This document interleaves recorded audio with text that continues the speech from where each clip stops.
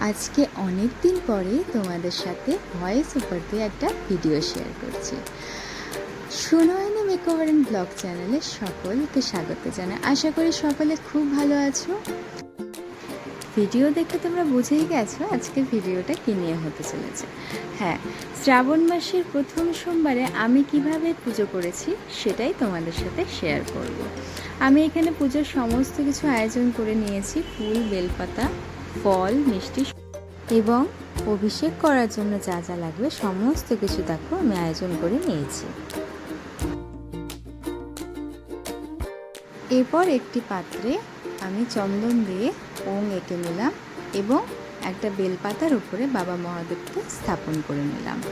এরপর এখানে দেখো দুধ আর দই দিয়ে প্রথমে আমি বাবা মহাদেবকে অভিষেক করে নেব।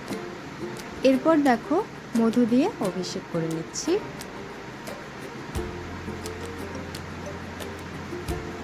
এরপর ঘি দিয়েও অভিষেক করে নিচ্ছি। এরপর দেখো শর্করা দিয়েও আমি অভিষেক করে নিলাম। এবার ভালো করে আমি বাবা মহাদেবকে শুদ্ধ জল দিয়ে অর্থাৎ কর্পূর মিশ্রিত জল দিয়ে বাবা মহাদেবকে পরিষ্কার করে নেব এবং অন্য একটা শুদ্ধ পাত্রে আমি স্থাপন করে নিলাম। এরপর দেখো ফুল, পৈতে, চন্দন সহযোগে বাবাকে সাজিয়ে নিলাম।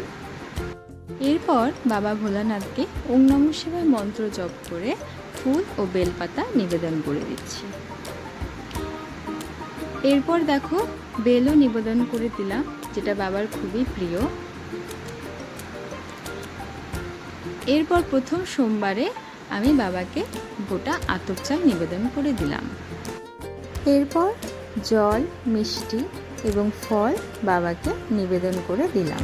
এরপর আমি কর্পূর, অগরু, গঙ্গাজল মিশ্রিত জল বাবাকে ঢেলে নিলাম এবং সবশেষে আরতি করে আমি আমার পুজো এখানেই সম্পন্ন করলাম।